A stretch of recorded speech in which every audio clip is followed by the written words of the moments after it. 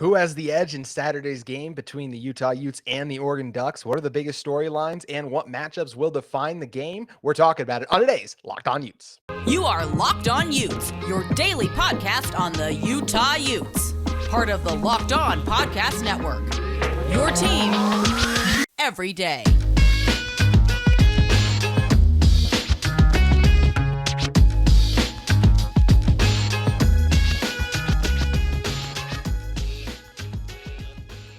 Hello, everyone, and welcome into this special Locked On crossover. I'm JT Wistrcill of Locked On Utes.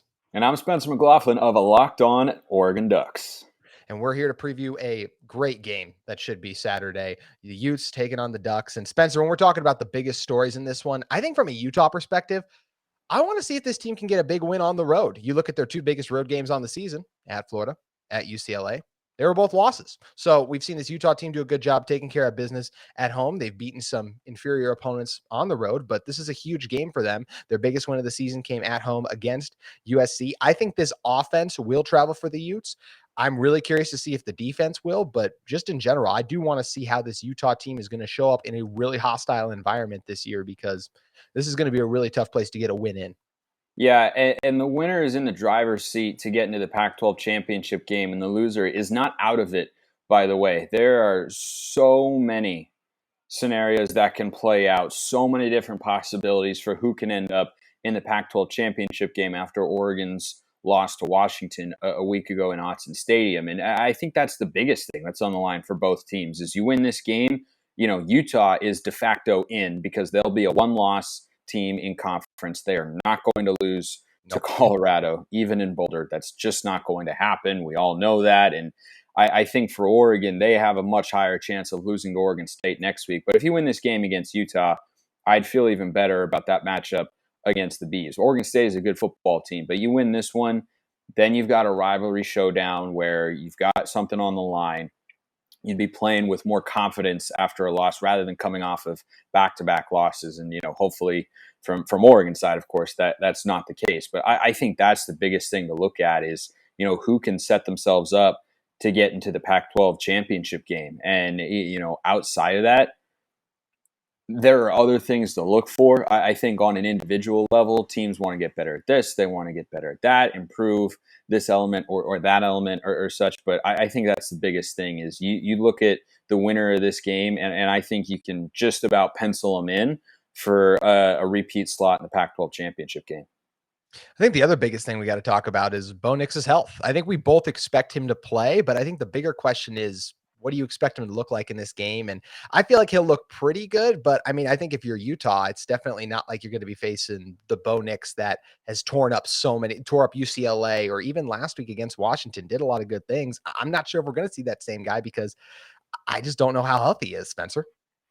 Yeah, neither do I, nor does anybody else, it seems. And this has been a theme with Dan Lanning and his staff all season long, JT. They are hush-hush on injuries. They will. Utah fans can relate to that, by the way. They will answer questions, and maybe it's just something that a lot of high-level coaches do. But some are more open about it, and some, like Lanning and apparently Whittingham, are really mum's the word on who's hurt, who's healthy, who's going to play, what's the availability until later in the week. We may not know until Saturday morning if Bo Nix is a full go. But the thing to look at here is, if Bo Nix is not 100% of himself, he's still going to be at 80% or 70% better than what Ty Thompson could bring to the table based on what we've seen so far. And if Ty Thompson comes out on the opening series and Bo Nix is in street clothes, I don't see how Oregon wins the game because their defense would then have to carry them more than they have all season. They would have to be borderline dominant. They would have to be almost perfect for Ty Thompson to, get the start and win the game. Like, I don't have a high level of confidence there. He hasn't played a lot. The snaps we have seen this season and last year don't instill a lot of faith. So it's got to be Bo Nix. But if he's going at 80%, I think a lot of people look at that and say, well, he's limited. Can't do this, can't do that. That's going to hurt Oregon's offense. Yes, but I'm not disregarding the first half of that response.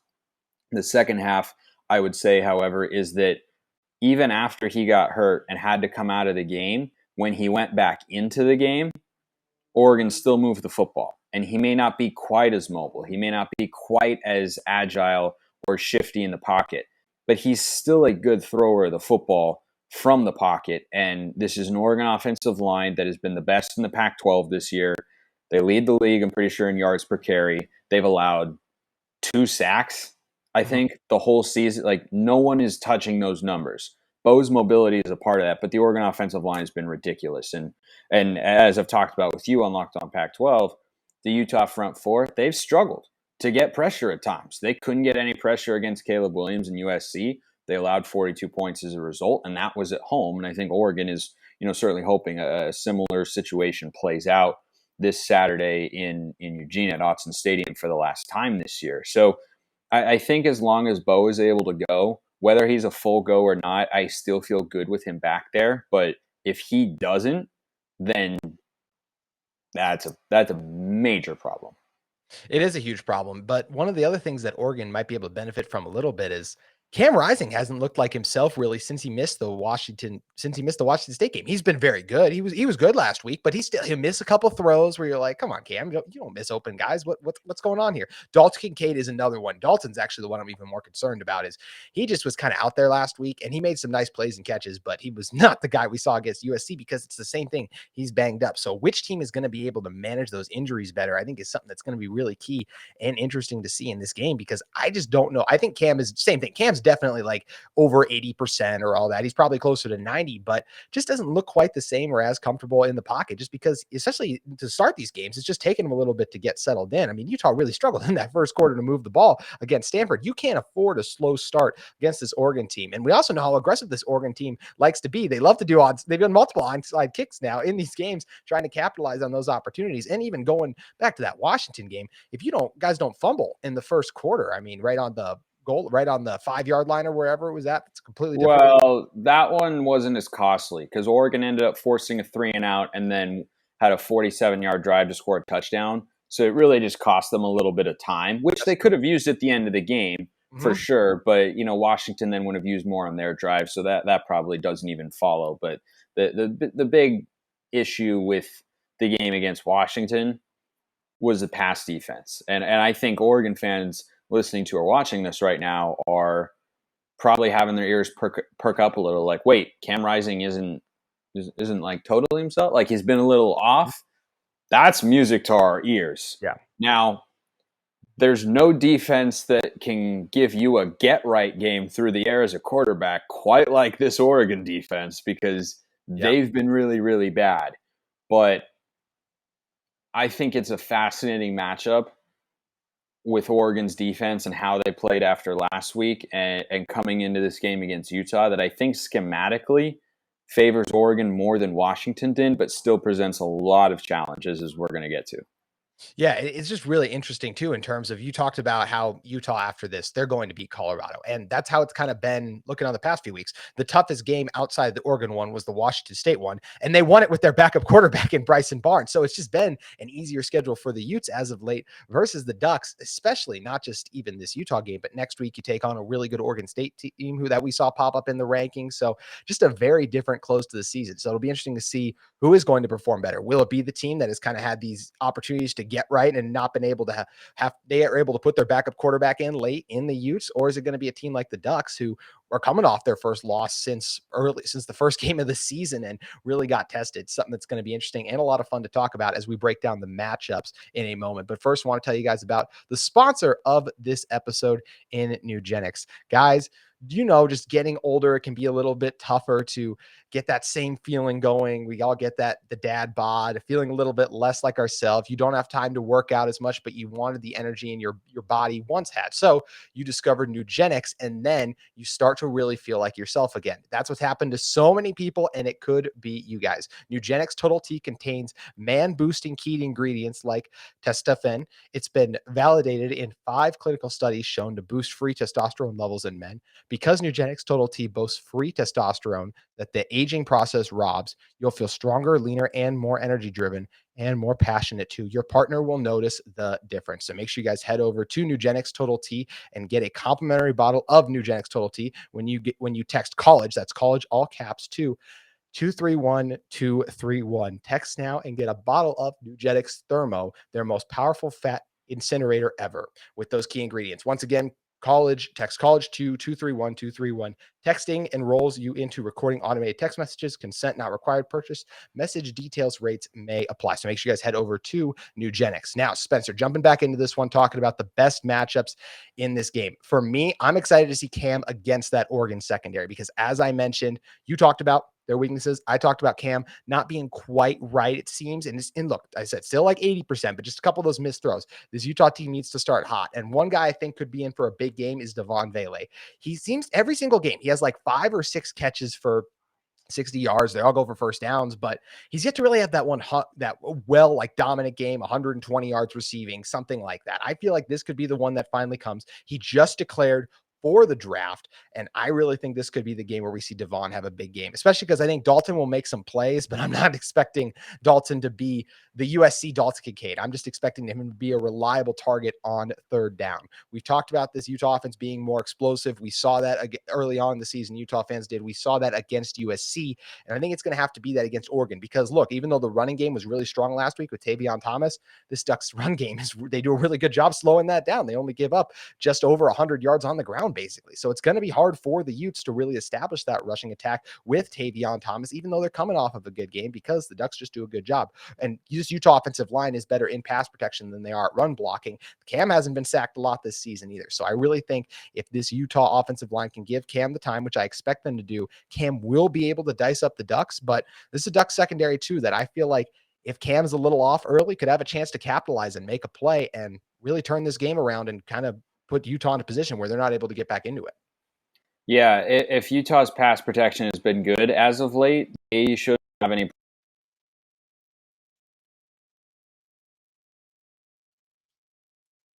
he threw the ball each time. So I really think that's a position group that is interesting to watch is the defense front of Oregon getting pressure on Cam Rising. But I like Devon Vele. I think he does some nice things, but I'm going to be really interested to see how Oregon defends him here. Because when I look at Utah JT without Brant Keithy and without Britton Covey from a season ago, and without a guy who is on love Britton Covey. Yeah, he's our favorite guy. Oh my gosh, I'm so glad he's gone after 8 years in college. So I think that it's kind of those two, right? It's Kincaid, it's Vele. Money Parks has made some plays, but I wonder if Oregon will be in more man coverage because of the way the weapons are situated for Utah.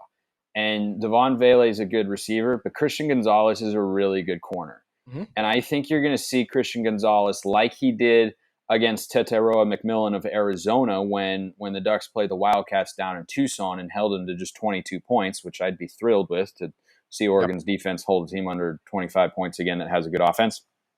I think that you might see something like that, and then the rest of the attention will go heavily to Dalton Kincaid. That's what I would do because I think Gonzo is one of the 3 or 4 best corners in the Pac-12. Certainly Clark Phillips is up there. You'd have to put, whoever the best member of the Oregon State secondary is up there, and there's probably some debate about that. But Gonzo is up there on an individual level as well. He may get overshadowed a bit because he's playing in a secondary and on a defense that's been putrid against the pass this year. But as you mentioned, very strong against the run. And I think that that's the best way for Oregon to go about it, is put him there. And then I would just like to see him play more man coverage. They played so much zone against Washington and it didn't work. And they've played a lot of zone against other teams and it hasn't been working. And I'd like to see him from time to time just man up, literally, not metaphorically, but metaphorically too, honestly.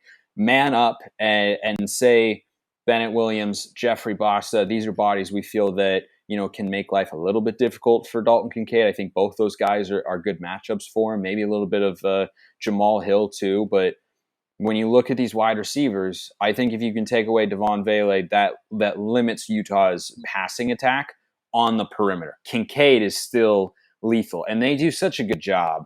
Remind me of the Utah offensive coordinator's name. Eddie Ludwig.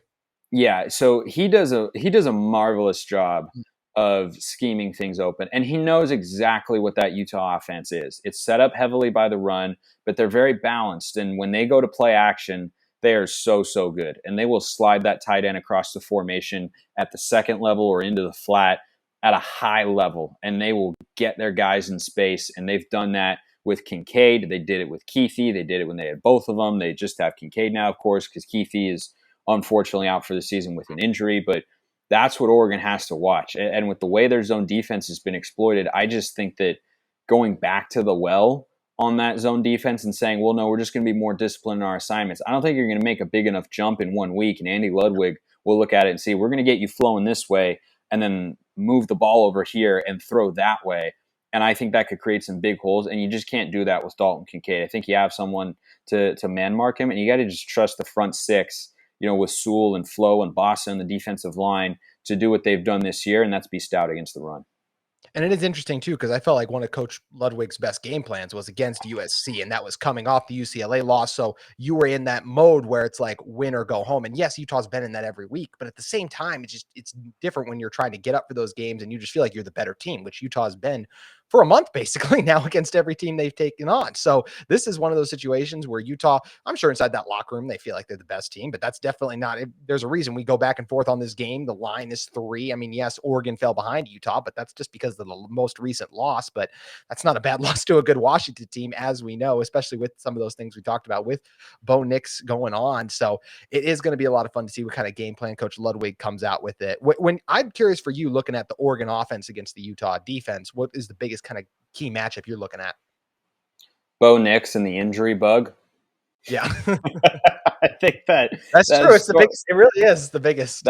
That is storyline number one. But the second one is what Oregon was unable to do against Utah last year was anything, literally anything. I was where you go with it.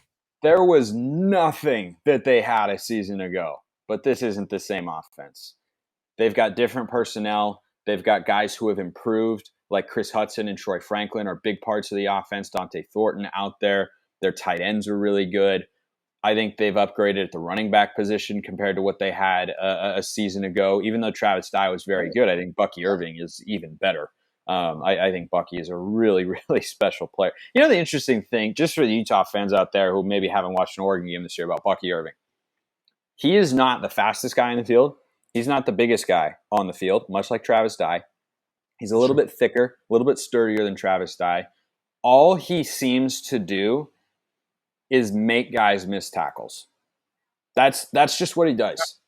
And when you run behind a high-level offensive line, that creates for a lot of successful games. He's had them this year. Oregon, against a good run defense in Washington, whose front four is the strength of their defense this year, and they came into the last week's game top 2 or 3 in the Pac-12 in rushing yards per game allowed. Oregon went for over 300. And I think you're going to see Oregon want to run the ball again, use that to set up play action, help out Bo Nix if he is, a little bit hobbled with that knee, leg, ankle, calf, shin, whatever the injury is. We still don't really know. Groin, thigh, I don't know. It could be anything. So I think that that's going to be a critical component of their offense. Is last year, Utah's front four and, Devin Lloyd at linebacker as well, they were really, really good. And this year, you can correct me if I'm wrong, they're still good in that area, but they're not great like they were a season ago. No, it's still above average compared to other teams in the Pac-12. This is not a Stanford, an Arizona, a Colorado where you can, it's not like that, right? But it's also not what you saw from Utah a season ago.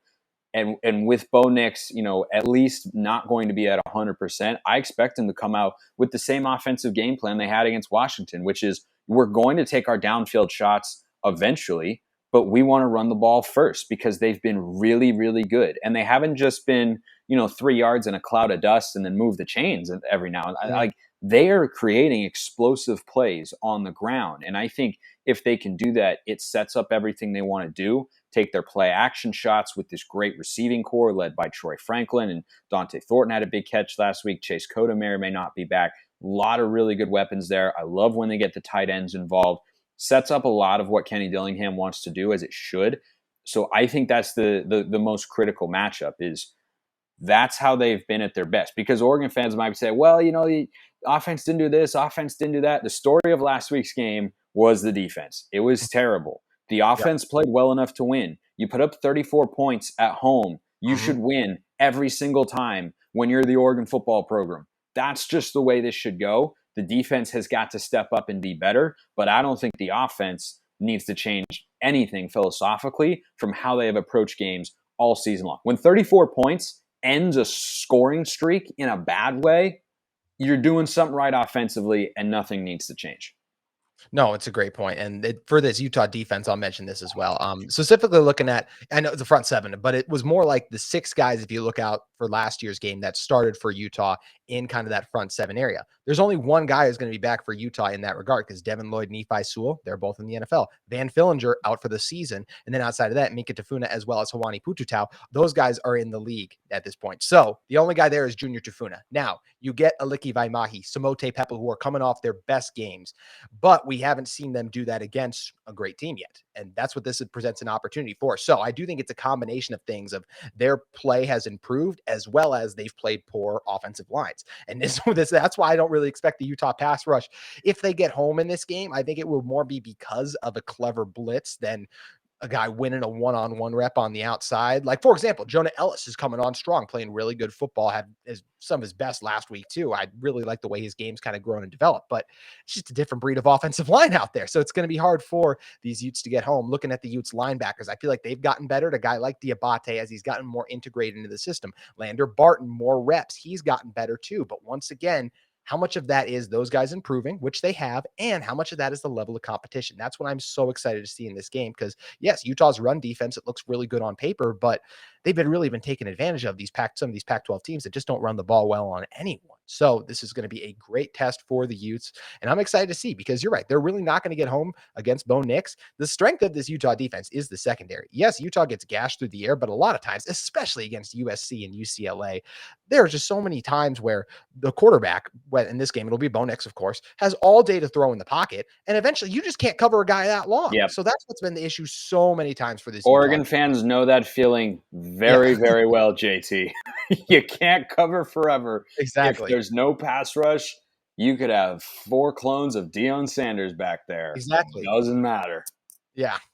And that's what will make this one fun to see, is who is. It feels like it's going to be a high scoring one for sure. And it's just going to be fun to check it out. And it's going to be a great game. And we're going to come back in a second and predict it. But first, I want to tell you guys about who this episode is brought to you by, and that is BetOnline. BetOnline.net is your number one source for sports betting info this season. With stats, news, and analysis, get the latest odds trends for every professional and amateur league out there, from football to basketball, NFL to NBA, soccer, esports. They've got it all at BetOnline. With college basketball really coming back, it's great to have everything going on that we love about sports. There's big games all over the country, and you guys can cash in on them at BetOnline. So make sure you guys head over to BetOnline. They're the fastest and easiest way to get your betting fix in, and their website or mobile device will allow you to get started. BetOnline, where the game starts. So, Spencer, it's time to predict this one. And I think a fun nugget I want to throw into this one is you actually had me on Locked On Pac-12 to kind of preview Oregon's season. Now, what was interesting about that was I expected Utah coming into this game to be undefeated. I was very wrong, obviously. And then I predicted that You would weren't be that Utah's wrong. I I suppose the UCLA game probably went worse than anybody thought. I thought the Yes. Bruins would win. I didn't think they'd be up 17 late in the game. But I don't know. They're not the furthest team away from being undefeated. Very, very true. That is fair. So I at the time had predicted a Utah loss to come in here. And I think you at the time also kind of felt that Utah would lose, if I remember correctly. And what's interesting is No, coming into the year, I thought this would be the game that Oregon lost at Autzen Stadium. Oh, that was it. I thought it'd be the only one.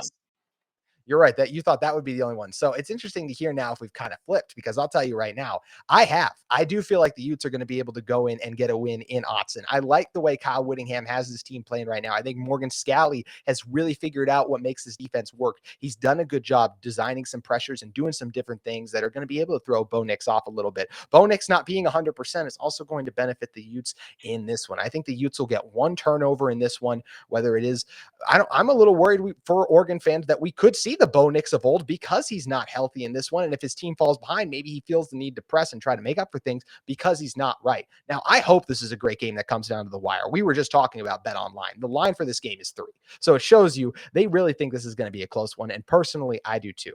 But I feel like the difference in this game will be one pick by the Utah defense. And I think Cam Rising, we've seen him kind of taking a step in the right direction ever since he missed that Washington State game. I think this is the game it comes all together. He looks really good. I think him and Devon Vele are really the two guys that make things work for the Utes because, as I mentioned, I think that run game is going to get contained a lot. So I think we'll be coming out of this game saying Cam Rising was the best quarterback on the field, and injuries, as I mentioned, for Bo will play a part in that. But I think the Utes are going to be able to get a win, and I will go Utah. Oh, now it's hard when I'm trying to figure out a number, but I will go Utah 44-40. I think it's going to be a high scoring one. Whoa. These defenses are going to struggle to get stops. Whoa. That's a big score. That's a big score. I think it's the moment. I always go big if I don't know what I want to go. I'm always someone who's like, let's just have it be super high scoring and a lot of fun football. So that's what we get. 44-40 in the true heat of the moment. Yeah, I feel like it's hard with the way Oregon's defense has been playing to predict a low-scoring affair. In addition to how the offense is played, like when 34 points is your worst output in a league game this season, it's hard to come on here and say, yeah, I think this is going to be a real slugfest. Mm-hmm. You know, like neither of those things turn out or would indicate that that's how it's going to turn out. I would, however, point you to TCU and Texas. Good point. Of which you had the same exact storyline going into it. And this is just a feeling that I've got. And, you know, I think it'll be a great game. You know, you're my guy, JT, but I hope it's not. I hope we smack you 38-10 or 38-7. It would be poetic, but I don't think this is going to be as high scoring a game as you think. 2 reasons why. Utah wants to run the football. And you have to look at what Washington did last week in Autzen Stadium and say, well, why were they successful at not just beating Oregon, but holding them under 40 points? The biggest reason was they held onto the ball for long stretches in the first half. Their opening drive touchdown took about 6.5 minutes off the clock. Bo Nix and company, they're just standing over there. And though I'm confident in Oregon's run defense, I am not confident in their third down defense because it stinks.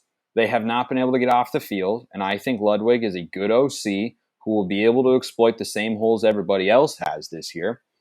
And Utah fundamentally, at some level, they have an explosive offense. They're capable of being that, right? Saw it in the USC game, 43 points. But they fundamentally want to win in lower scoring affairs. So they would like to. When I look at what works against Oregon and how Utah wants to play, combined with the fact that Bo Nix may not be 100%, Oregon may very well be leaning on the ground game even more, and they're now going up against a superior secondary and overall defense than what Washington showed last week. Washington's a bad tackling team. They are a really good offense, but their defense has got a good front four, and then they got nothing behind. They allowed explosive plays. They didn't tackle well. They don't do a lot of things well that Utah does do very well. So I think this is going to be lower scoring than people think. I do think Oregon is going to get this done for a couple reasons.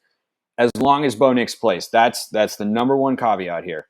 If Bo Nix doesn't play, I can't pick Oregon because I just don't know how you're going to be able to score enough points. You would need your defense to be as good as it was against BYU, who we now know was a little overvalued coming into the season, but was still a solid team. Like it would have to be that sort of showing. That's what it would have to be from the Oregon defense. Like 7 points through 3 quarters. I don't see that happening against Utah. I really don't. So I think Oregon is going to win, but I don't think it's a big, fantastic, amazing shootout the way a lot of people think. I'll go 31-23. I think Oregon is going. I think Oregon is going to get it done. Both teams will be well over 350 yards of total offense, but I think the red zone defense will stiffen a couple times for Oregon, like it did, frankly, against Washington. I mean, they allowed a couple of drives that ended in field goals, and they allowed a couple of drives that weren't really drives. They were just really one play. And I think that's going to be a point of emphasis for this defensive staff, and they can clean up those sorts of areas and make Utah play a little bit more dink and dunk underneath. So I'll go 31-23. I think the Ducks bounce back at home. It's hard to pick them to lose a second game in a row at Autzen Stadium. Would certainly be disappointing if that came to pass, but I don't think it will. It is so interesting because you bring that up. This has been, you start with the first game, massive disappointment against Georgia, but obviously we know how good the Bulldogs are. And also we just kind of seen this Oregon team really being able to get right. So the season's been a success. But you just mentioned, if you do lose those kind of last two home games, like I just predicted, and then we'll see what happens against Oregon State, it would be kind of interesting to see how this game would then be viewed in the eyes of Oregon fans. Because it would be reminiscent of last year when they started 8-1. And then they got smacked by Utah twice in 3 weeks, or no, 9. They were 9-1 last year. Lose to Utes? No, gosh, I can't do math. They were 8-1. Hawaii brain over there. Yeah, I don't even remember. Yeah, 12 games. So they were 9-1 when they lost in Salt Lake City. Then they beat Oregon State to get to 10-2, and then they got smacked the next week. And what was overall a successful season, though, left something to be desired in a number of areas. Got off to such an amazing start with that win against Ohio State. But by the end of the year, going to the offseason, it did not feel like a 10-win season. And if Oregon did that again this year, where you lose the last two home games, I think it would have some PTSD back to last year. And that's what the Utes fans are hoping that it can generate in this game. And as you mentioned too, just such a fun one, because the winner is then in the driver's seat for the Pac-12 championship. And it's so fun too, because on the same day we have USC and UCLA face it off too. So the best 4 teams. A lot of good games in the Pac-12 this week. A lot. Yeah, I know it's between two teams that are not going to bowl games, but Stanford and Cal should be a good game. I like Cal. I like Cal in that one. There you go. Washington State, Arizona, Wildcats playing for bowl eligibility. Cougars could get to an 8-win season if they win their last two. I tell you, a lot of good games in the Pac-12 this week. Yeah, and for more information on those two, you guys can check out Spencer on Locked On Pac-12, as well as Locked On Sports Today has you guys covered. The take of the day, it's available for you guys wherever you get your podcasts. They cover the biggest games, the biggest recaps. It's all there on Locked On Sports Today. Spencer, it's been great having you on. This has been a fun crossover, and I can't wait for this game, man. I cannot either. And to all the Duck fans out there, as always, I appreciate you listening. Have a wonderful rest of your day, and go Ducks. I'll end it with Go Utes. Thank you guys for listening to this special Locked On crossover and making Locked On Utes and Locked On Ducks your first listen every single day.